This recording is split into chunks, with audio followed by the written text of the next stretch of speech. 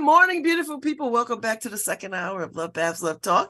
I'm delighted to have this conversation this morning because I've got Ann Coates, who I adore from Creative Arts Workshop, and the fabulous, beautifully talented Nico Wheadon, who has brought a level of sophisticated art, expression, and thought to New Haven, and I appreciate that greatly. You are making us very sophisticated, my dear, and I'm appreciating that. So listen. They done got together and collaborating on some stuff. So we're going to talk about it. We're going to get into it. So Creative Arts Workshop, in partnership with the Building Fund. Do I say building? It's building, BLDG. Yeah, the Building Fund. You got it. Building Fund is thrilled to announce the open call for Made Visible Freedom Dreams, the newest iteration of an exhibition series piloted in 2020 that invites Connecticut-based artists of color to develop site-specific window installations addressing the issues of our times. So I'm excited. So start from the beginning. How did this connection happen? How did this partnership happen? It started with conversation, really. This is a town for conversation, I must say. Yeah. The truth is, Nico, we met, 4 years ago? Yeah, sounds about right. Yeah. So we started talking then about how we might collaborate, and then we put our heads together a little more closely last fall, just to talk about what might be possible. I think the future of Creative Arts Workshop, which has been around for 61 years, depends on collaborations. Really. If we're going to serve the community in the way that we want to, we need to collaborate with people outside the four walls of that building on Audubon Street. So Nico, tell me about your vision for this. Tell me about the thinking. Tell me about the Building Fund and how all this is part of a bigger mission. Sure. Yeah, so the Building Fund is myself and my partner in life and love and all things, Malik Lewis, who's in the other room with our child who is screaming. So if you hear that, that's what's going on. The Building Fund. I hear nothing. Nothing. Okay, great. Yeah, so really the Building Fund was founded in 2020, although the conversations kind of leading up to that go back to, us getting back together in 2016. And, essentially it's like kitchen table conversations around how we really serve the communities that we're both a part of, but that we also want to see thrive and flourish, right? So we're thinking about creative communities like really broadly. So not just artists, but people with ideas. So that could be your neighbor. It could be, someone that you work with in one capacity, but they have a hobby in another space. And so really thinking through how to bring creativity to the table with as many resources and people and minds on it as possible. And so we officially founded in 2020, and like very shortly thereafter, phone call from Ann that was like, let's get some coffee. And, it didn't feel transactional at all. It was like, I want to know what you're up to. And I think I really appreciate those types of invitations. And so, yeah, over the last year or so, we've just continued to have coffee, and more, I think our kind of ideas around who the creative communities are and how we might better serve them together just keep coming up. And so for me, this project really is kind of the embodiment of a slow relationship that we've been building over time that feels really good. And I mean, it seems like the time is right because everybody in the arts world, from theater to musicians to museums, are having these conversations about art equity and inclusion. And so this seems timely, right on the heels of those big declarations that arts institutions were making around, well, we're gonna BIPOC and we're gonna do all the things and during the pandemic. And I'm starting to I still see the fervor for that, but I'm starting to see it wane a little bit. So this is quite timely. So talk about the rationale or the thinking around reaching out and making this a BIPOC installation of sorts.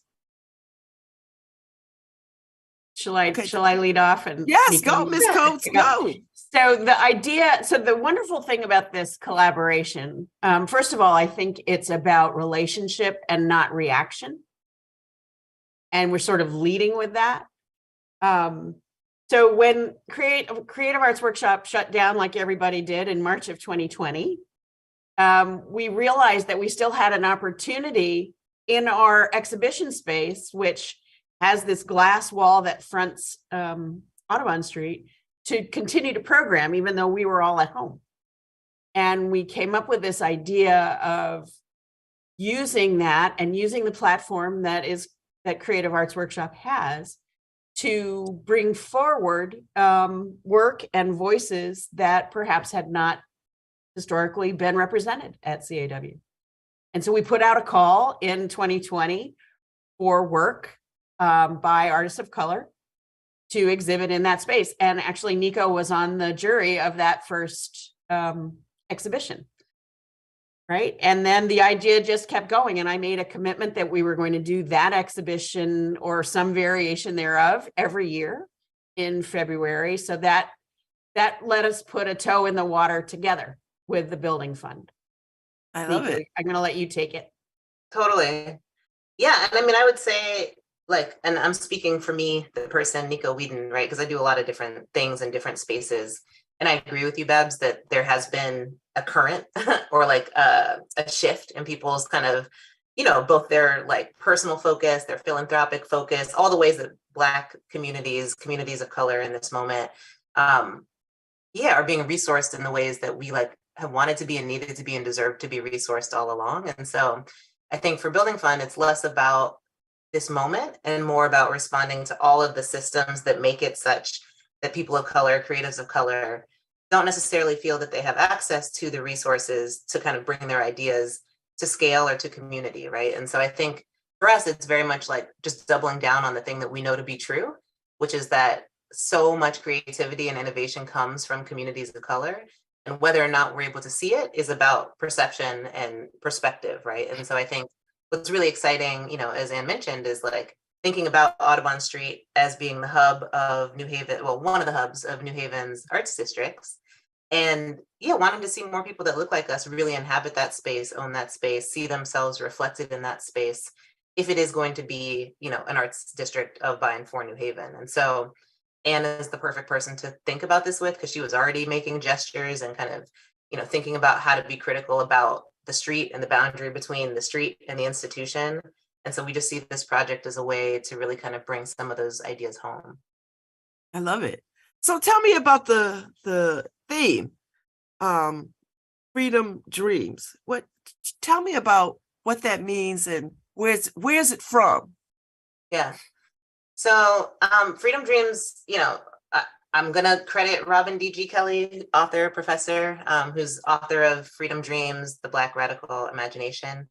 I'm sure it exists, you know, in culture in a couple of different ways, but for me, that's how I'm citing it. And it's really about, you know, looking kind of historically at social movements and the roles of creatives and communities of color in those movements, but specifically like the role of artists as visionaries, as leaders in our communities.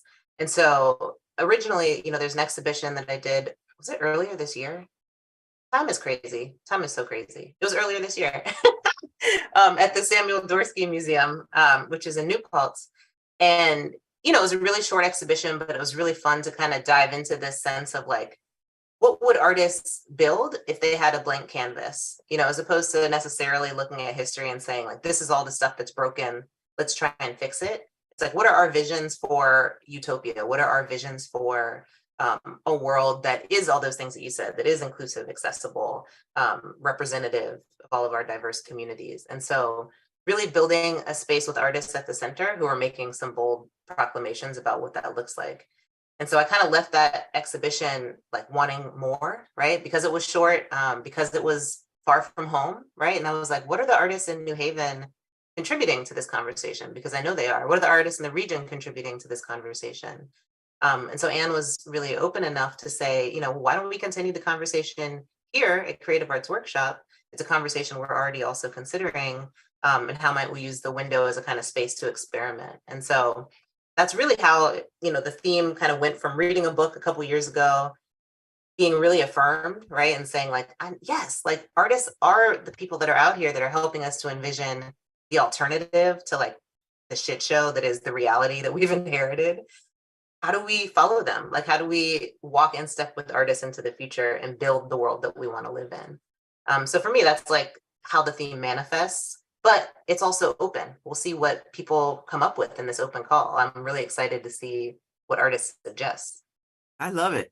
So, Ann, you put out an open call, and an open call means submit your proposal, submit your idea, submit.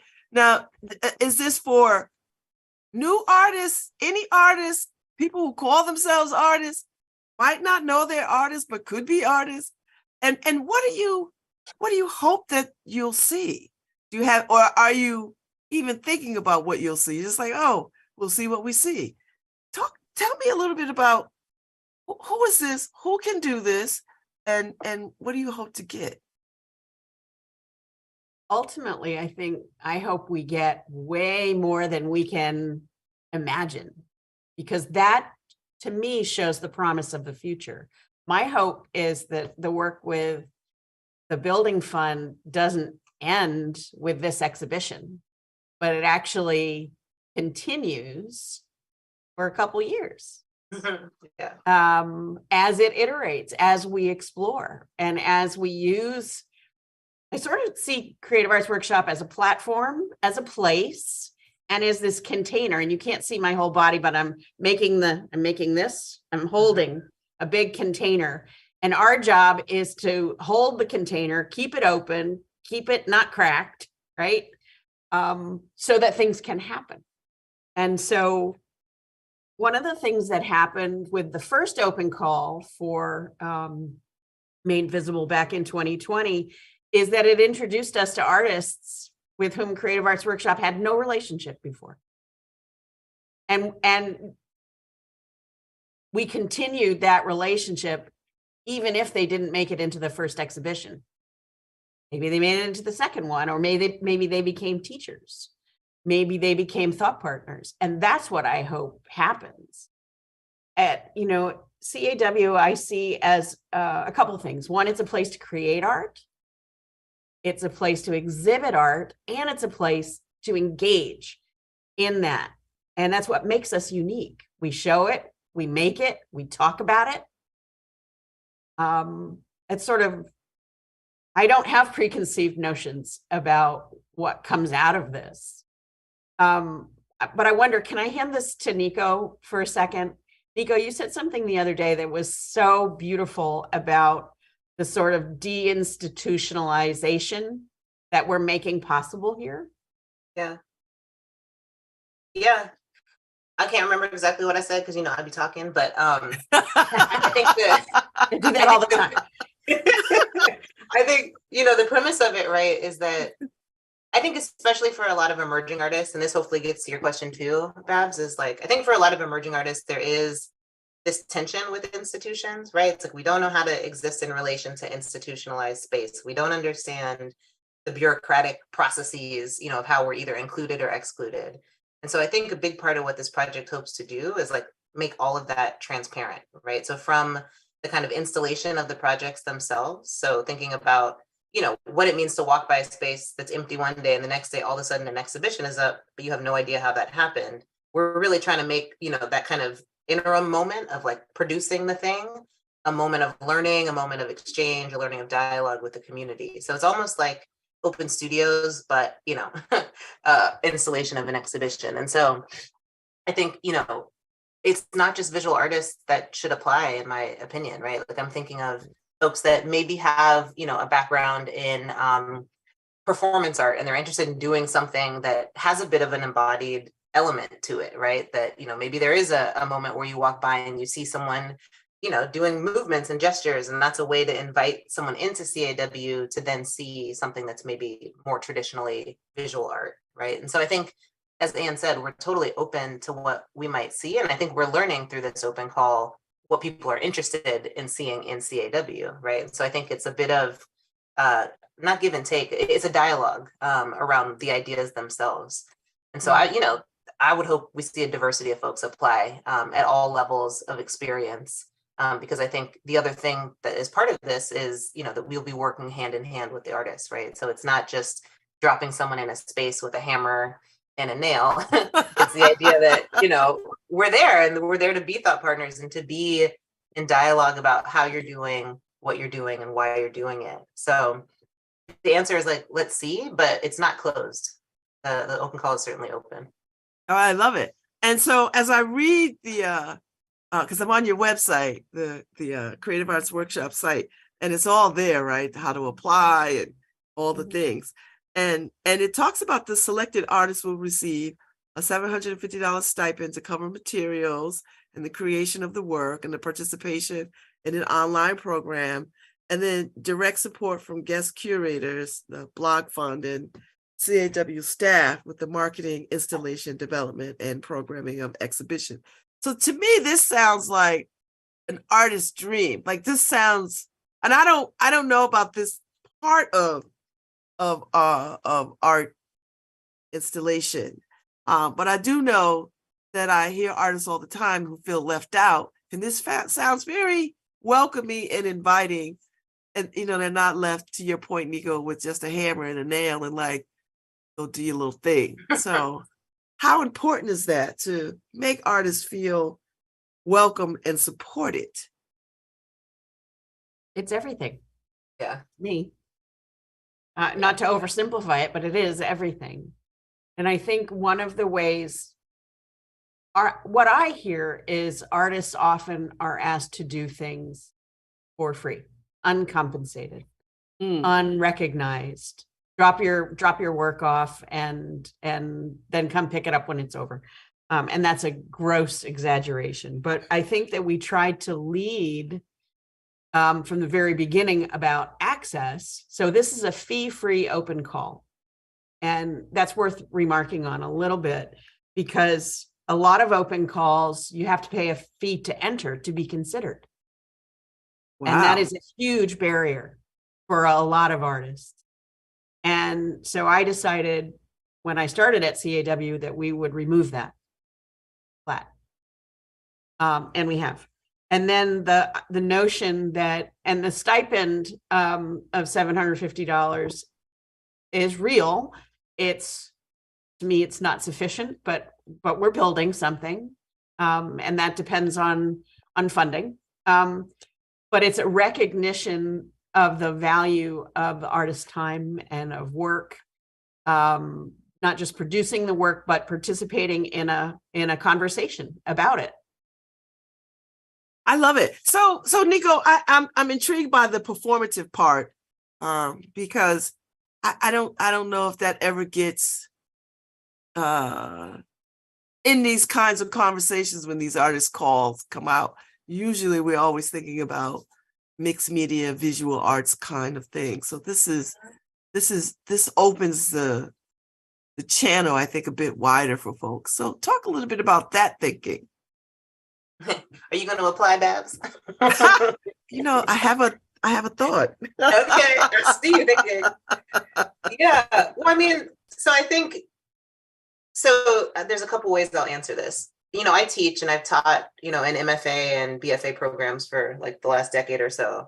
And I think the distinction of genre, it's not real for a lot of people, right? Like I think academies, institutions, the art market make it real in the way that, painting is like fetishized and coveted, but people aren't out here trying to buy a performance or like know how to support a performance, right? But the artists making the work are often kind of moving between different modes of production, right? So it's not, I think nowadays, the easiest way to say this is I think there's less pure fill in the blank, right? So like pure sculptors, like a sculptor's sculptor, a painter's painter. I think a lot of people are kind of by any means necessary getting their ideas into the world, right? And by that, I also mean by any materials accessible and like, in support of the idea. And so, yeah, I think limiting a call to a certain kind of work excludes the majority of artists that are making work today. And so I think by leaving it open and having it, understanding that CAW has a visual arts mandate, right? And that there are resources in support of that,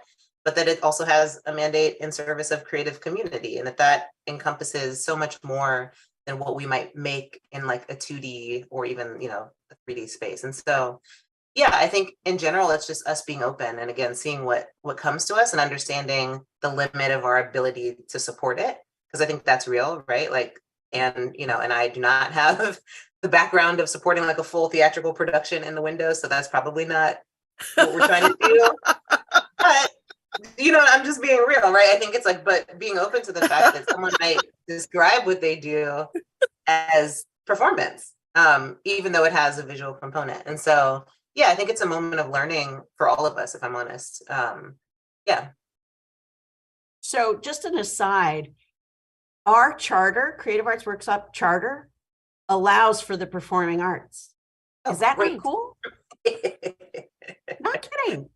Yeah. I mean, for 61 years, we've pursued the visual arts, but our charter says visual and performing. Wow. Isn't that cool? That's great. Because it's such a great space over there. It's Like, beautiful. it's such a great space, and I love going by it. So how do you measure, Nico and Ann, success of an exhibition of this sort? How do you do that in an arts connotation? How do you do that? I don't know how you do that. So how do you know success? Yeah. Oh, okay. So I think, let me lead this, and this will be fun.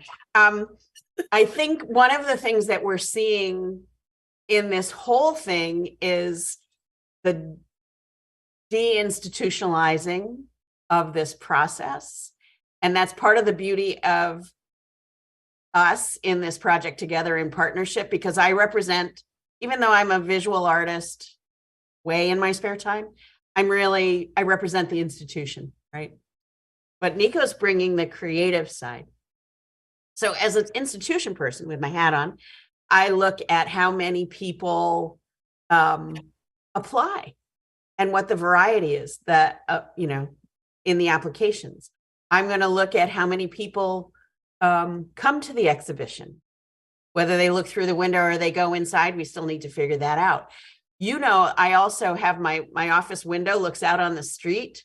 And so I watch people all day engage with the work from outside. And so that's I could count them and spend all day counting them, but I will note it anecdotally, and that means success. If they stop, they step towards it, to me, that's a measure of success. I love it.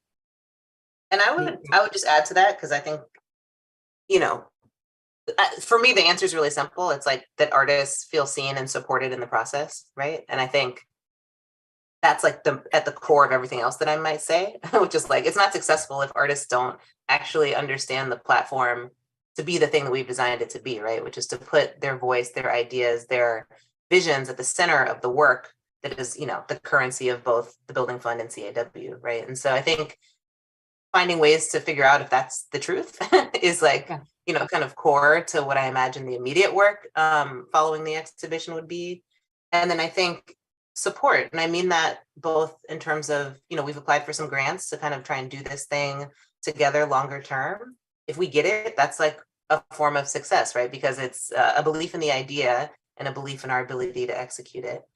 But I also mean support in terms of, what Ann said about people actually coming and engaging with the process, not just the finished product of seeing art in the window or on the wall. And so those are things that are pretty easy, I think, to measure, quantitatively. And I think qualitatively, it's Ann looking out her window, it's me and Niall like walking by every day to get coffee, And so I think, I think oftentimes it's hard for people to really judge the qualitative piece unless you're there in an embodied way every day. And so I think that's, what's so beautiful about Ann's investment in this partnership is that she will be there every day and she will be looking, and that's pretty rare, right? Like, I don't think that you can assume an institution would do that level of kind of investigation into the success. So, we're excited. I love it. So that's one part of success. But when you talk about this moving forward, do you do it next year? Do you do it the year after? Does it become part of the arts landscape? That people look forward to this exhibition every year? Do you connect with other art serving organizations to do this on a bigger scale? Like, is there a bigger dream to this? Yes. So do I dare say the aspiration, at least for a 3-year period? Nico, you tell me. Yeah, say it. Be free. So as we developed Well, Nico referenced, we have some fundraising asks out there already. And so we had to think ahead, and we had to aspire. And so what we've aspired to is a 3-year partnership where if we're successful in this endeavor, and we will be, I believe, and it has its own momentum. You know, when you lean forward, you keep leaning forward and you move forward. And so we hope that the next thing emerges, and the next thing would include an exhibition and some pop-ups and work created by artists at CAW, then coming into the gallery and putting it up. It includes, and this is where I'm going to hand it off to you, Nico, how it might intersect with the work that you did at the Dorsky. Yeah. Yeah, no, I mean, if we're able to like see this 3-year container as both a way to experiment, but also a way to really produce, as you're saying, Babz, like a consistent culture, right? That people know and are excited to drop in and be a part of on a regular basis. Like that's the dream. The dream is that, you know, we do this thing, 3 years is just a grant term, right? That's like how we got to 3, but forever, right?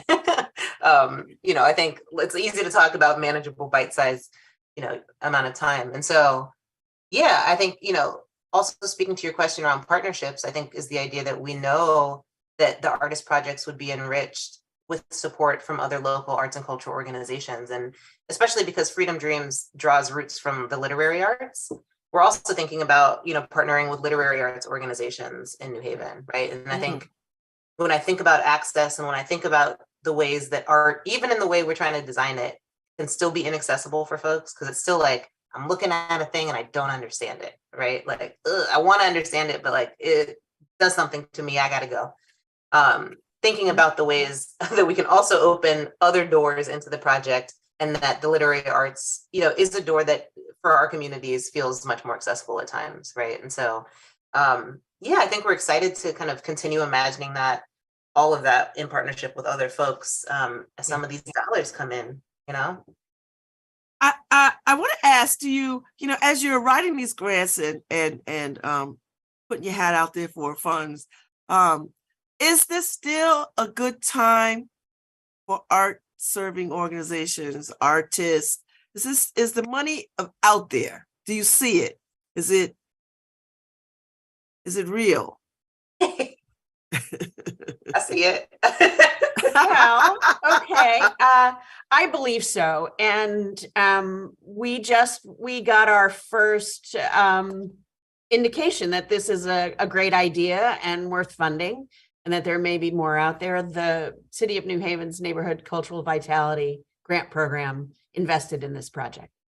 Yay. And we just found out last week. Yeah. Yeah. And so would you say, Nico and Ann, that a city that has a strong arts engagement, I mean, we know New Haven is quite known for civic engagement, right? Like people, I mean, we've got nonprofits and as serving organizations every other block, but you overlay that with this thriving arts community that's building itself. I mean, how do you say to the citizens of New Haven and people that make the decisions about where money goes that art is important, and it is about a quality of life? At least that's how I sort of frame this out when I'm talking in my arts council hat, that art is important to the quality of life of its citizens. How do y'all frame that conversation?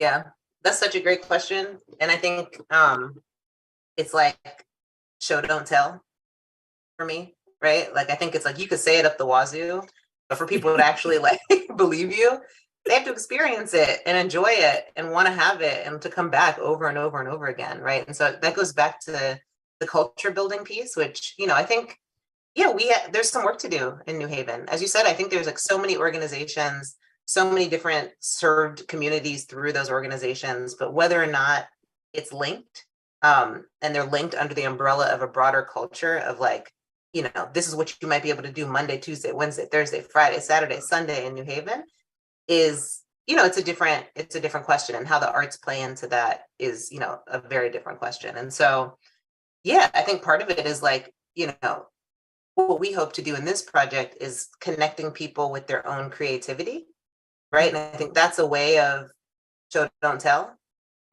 which is, instead of being like, look at this amazing art object, it's like, look at the process and the person that make this amazing thing. Look at how similar you are to this person in ways you might have never known, and look at your own creativity and understand what you might be able to go out and build or do or make. And so I think that plus time equals the culture that we're after, right? It's like, this is a long-term investment we're making, and a belief that New Haven's going to show up and participate, because without it, it's just us in the window doing things that we think are important, right? And so I think, yeah, like that's not the vision. Yeah. If I could add to that, I would say show and tell. My background is in arts research. And so I know that people who have access to money to give out often work in the metrics area. They need metrics in order to justify, right? So I know economic impact of the arts inside and out. I know that you need to count, right? You need to count people, you need to count participation, and start to make a case for increased investment. I think people will respond, and that groundswell of participation is really critical. And then we need to be storytellers to the folks who have money and make that connection for them in the language they understand, right? And I'm thinking in particular about legislators, but so Babz, that's a different conversation with the Arts Council hat on, that we can talk about sometime. I love it. I love it. I love it. I love it. All right. So let me tell people, if you want more information about this, you need to get your little selves to the creativeartsworkshop.org site. And it's laid out like the story is, there's enough information that you can just pour over it. And it gives you the dates and the timeline. And interested artists should submit their proposals along with, all the things. So there's a list of things, that timelines and deadlines and stuff like that. So if people are interested, and I hope people are, and listen, this town is full of artists that are finally coming up to the surface, which is a beautiful thing to see. And I think this is a good idea, and I want to support it as best I can. So we appreciate that a lot. Yeah. Yeah. You are supporting it, having us here with you today. Thank you. I am. And people are very excited about this conversation this morning, I got to tell you. So I'm so glad, and that this is what'll happen. Artists will tell other artists, or people will tell other artists, or grandmothers will tell their artists' grandchildren about this, right? Like, that's how the circle of connection goes. People will tell one another, and it'll circulate through the community, and everybody will be whispering. So this is good. This is good. Yeah, thank you. All right, so the doors are open for open call. They started November 21st. Mm-hmm. They've got until December 31st, I think. Right. That's right. To get it together and think about the dream, and what that means to them, the freedom of this, and what this means to them, and then submit to y'all. And I trust y'all have a wide cast of characters who will look at all this and say yay, nay, yay, yes. So yeah. And be as in dialogue with folks around the decision as we can. Well, I'm so glad y'all could come on this morning. I will keep my eye on this, and whatever we can do to help here on the station, you let me know. Thank you so much. It's been fun. Thank you. I appreciate y'all so much. You don't know. I love y'all very much. Love you, Babz. So I want to see this grow and develop. And so, yeah. Yay. Yay. All right. Enjoy the rest of your day. Have a good weekend. And I'll see you out here in these art streets in no time at all. Cool. That's right. Thanks. See you Friday. Bye. Kiss my boy. I will. Bye. I'll see y'all later. Thank you, Harry. All right. Merry Christmas. We'll be back tomorrow, Friday. Friday.